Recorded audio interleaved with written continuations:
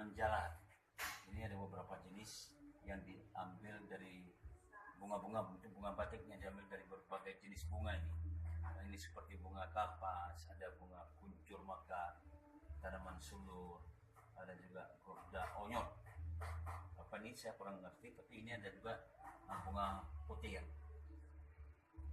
Ini digunakan untuk semua, untuk batik tulis ini kalau kita lihat di gambar ini.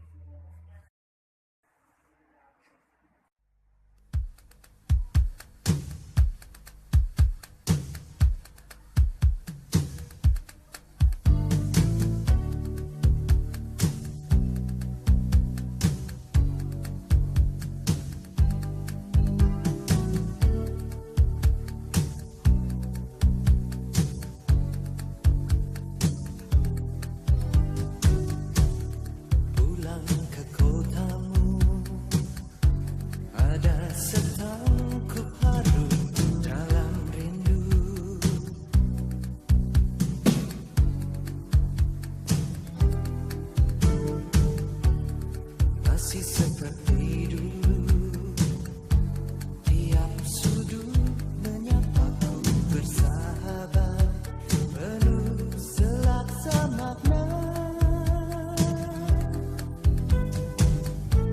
Terhanyut aku akan nostalgia saat kita sering meluangkan waktu, nikmati bersama suasana Jogja.